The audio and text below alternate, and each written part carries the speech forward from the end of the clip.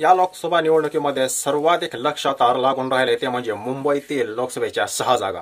20 तारखेला शेवटच्या टप्प्यामध्ये मुंबईमध्ये या ठिकाणी मतदान होणार आहे आणि मुंबईतील या 6ही जागा जिंकण्यासाठी भाजप आणि उद्धव ठाकरे यांची प्रतिष्ठा ही पणाला लागली आणि यामुळेच हे काय, या 6 जागा जिंकण्यासाठी नरेंद्र मोदी हे तब्बल 7 सभा आणि 2 रोड शो करणार आहेत। तर अमित शहा यांच्या देखील मोठ्या सभा होणार आहेत। राज ठाकरे आणि नरेंद्र मोदी हे शिवाजी पार्कमध्ये एकत्रित सभा सुद्धा घेणार आहेत। सांगायचं तात्पर्य एवढंच आहे की या 6 जागा जिंकण्यासाठी मोठी शिकस्त दोन्ही बाजूकडून लावली जाते। आता या ठिकाणी उमेदवार कोण असणार आहेत हे चित्र आता स्पष्ट झालंय। महाविकास आघाडीमध्ये या 6 जागांपैकी शिवसेना उद्धव बाळासाहेब ठाकरे हा गट 4 लोकसभेच्या जागा लढवत आहे, तर उर्वरित 2 जागा काँग्रेसला सोडल्या। परंतु या 4 जागांचा विचार जर केला तर शिवसेना युबीटीकडून या 4ही जागा आम्हीच जिंकणार असा दावा केला जातोय, परंतु हे कितपत सत्य आहे आणि या 4 जागेपैकी उद्धव ठाकरे किती आणि कोणत्या लोकसभेच्या जागा जिंकू शकतात तेच आज आपण या ठिकाणी पाहणार आहोत। नमस्कार, मी अनिल गहरार आणि आपण पाहताय मुद्द्याचं तेवढं। मुंबईमधील ज्या 6 जागा आहेत त्यापैकी 4 जागा महाविकास आघाडीमध्ये शिवसेना युबीटी म्हणजेच उद्धव ठाकरे गट हा लढतोय। या 4 जागेपैकी ज्या महत्त्वाच्या जागा आहेत किंवा या 4 जागेपैकी ज्या जागा उद्धव ठाकरे जिंकणार आहेत त्या जागा कुठल्या आहेत आणि कुठली जागा जी आहे ते उद्धव ठाकरे यांना जिंकण्यासाठी थोडीशी जड जाणार आहे।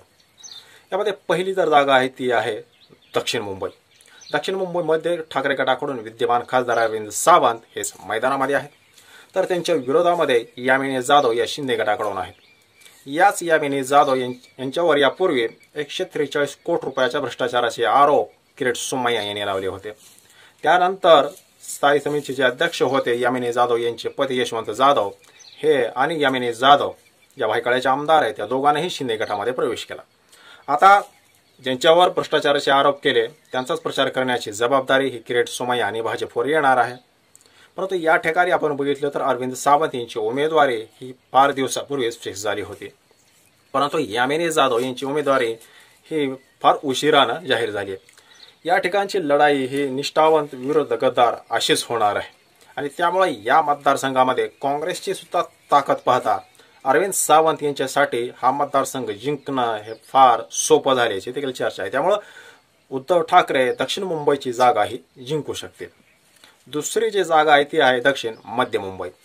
दक्षिण मध्य मुंबईमध्ये ज्या क्षणी अनिल देसाई हे लोकसभेच्या आखाड्यामध्ये उतरणार हे जवळपास स्पष्ट झालं, त्याच क्षणी शिंदे आणि फडणवीस यांनी एखादं भ्रष्टाचाराचं प्रकरण काढलं आणि त्यांच्या मागे चौकशी सुरू केली।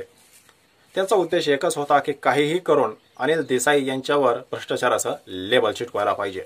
त्यांची चौकशीही झाली।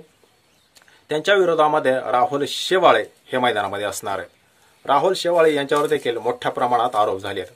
यापूर्वी त्यांच्यावर दुबई मॅटर हा खूप चर्चेत गेला होता। एवढाच नाही तर शिंदे गट फुटल्यानंतर जेव्हा त्याला गटनेतेपद दिलं गेलं होतं त्यावेळेस खुद्द भाजपच्या दिल्लीतील काही नेत्यांनी नाराजी व्यक्त केली होती की राहुल शेवाळे यांच्याकडे हे पद का दिलं। या ठिकाणी सुद्धा निष्ठावंत विरोध गद्दार अशीच लढत होणार असून या ठिकाणी अनिल देसाई यांचा संसदेचा अनुभव हा मोठा आहे, त्यांचं वक्तृत्व देखील चांगलं आहे, त्यामुळे ते आपल्या मतदारसंघातील प्रश्न हे संसदेमध्ये चांगलं मांडू शकतात। त्यामुळे ते त्यांच्या प्रतिमेच्या जोरावर या ठिकाणी निवडून येऊ शकतात। दुसरी जी जागा आहे ती आहे मुंबई उत्तर पश्चिमची। मुंबई उत्तर पश्चिममध्ये या ठिकाणी शिवसेनेचे 2 शिलेदार हे आपापसात भिडणार आहेत, अमोल कीर्तीकर विरुद्ध रवींद्र वायकर। रवींद्र वायकर यांच्यावर देखील भ्रष्टाचाराचे आरोप झाल्यानंतर कालच त्यांनी जी मुलाखत दिली त्यामुळे मोठी खळबळ माजली। आपल्यासमोर 2 पर्याय शिल्लक होते, एक तर आमच्या पक्षाला जॉईन व्हा नाहीतर तुरुंगात जा। त्यात आपली शिंदे गटामध्ये जाण्याची कुठलीही इच्छा नव्हती, मात्र त्या प्रकरणामध्ये आपल्या पत्नीचं नाव गोवलं गेलं आणि त्यामुळे आपल्याला जाणं भाग पडलं असं त्यांनी काल उमेदवारी जाहीर झाल्यानंतर म्हटलं। परंतु बातमी व्हायरल झाली आणि त्यामुळं सारवासारव करण्यासाठी त्यांनी परत यू टर्न घेतला। परंतु एक गोष्ट स्पष्ट होते की रवींद्र वायकर यांना निवडणूक ही जिंकायचीच नाहीये आणि त्यामुळे या ठिकाणी अमोल कीर्तीकर यांची उमेदवारी ही तर वर्षभरापूर्वीच जाहीर झाली। एवढंच नाही तर अमोल कीर्तीकर हे जर लोकसभा निवडणूक लढवणार असतील तर आपली काही हरकत नाही असं काही दिवसापूर्वी रवींद्र वायकर म्हणाले होते। त्यामुळे कुठंतरी जोर जबरदस्ती करून रवींद्र वायकर यांना शिंदे यांनी मैदानामध्ये उतरवलंय।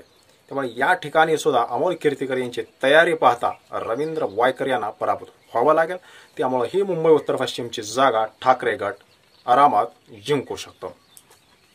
त्या पुढची जी जागा आहे 4 पैकी 3 जागा आपण पाहिल्या ते ठाकरे गट जिंकत आहे, परंतु एक जी जागा आहे त्या ठिकाणी मोठा संघर्ष करावा लागेल आणि ती जागा म्हणजे ईशान्य मुंबई।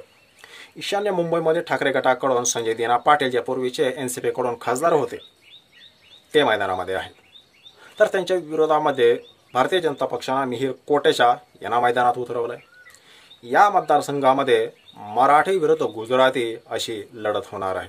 म्हणजे बाकीच्या मतदारसंघामध्ये निष्ठावान विरुद्ध गद्दारी असा मुद्दा केला जातोय, तर या मतदारसंघात दोन्हीही बाजूनं आपापल्या सोयीला होण्यासाठी म्हणजे भाजपकडून गुजराती मतं खेचण्यासाठी आणि ठाकरे गटाकडून मराठी मतं आपल्याकडे खेचण्यासाठी मराठी अमराठी म्हणजे मराठी विरुद्ध गुजराती हा वाद होतोय आणि हा वाद आता पेटत जाणार आहे।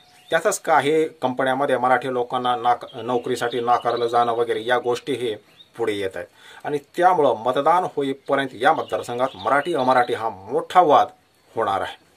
या ठिकाणी गुजराती मतदारांची संख्या देखील मोठी आहे आणि त्यामुळे या मतदारसंघामध्ये ठाकरे गट यांना जिंकण्यासाठी म्हणून फार कष्ट घ्यावे लागणार आणि त्यामुळे कदाचित ही जागा ठाकरे गटाच्या हातातून जाऊ शकते, कारण त्यांच्या विरोधातील उमेदवार आर्थिकदृष्ट्या खूप स्ट्रॉंग आहे। त्यामुळे ओव्हरऑल ठाकरे गट ज्या 4 जागा लढवत आहेत त्यापैकी 3 जागा ठाकरे गट आरामात जिंकू शकेल अशी सध्याची परिस्थिती आहे। तुम्हाला नेमकं काय वाटतं, या 4 पैकी ठाकरे गट 3 जागा जिंकू शकेल का? ईशान्य मुंबईमध्ये संजय दिना पाटील विरुद्ध मिहीर कोटेच्या यामध्ये कोण बाजी मारेल कमेंट नक्की करा। व्हिडिओ जर आवडला असेल तर एक लाईक करा आणि अजून हे चॅनल सबस्क्राईब केला नसेल तर चॅनलला सबस्क्राईब करा। धन्यवाद।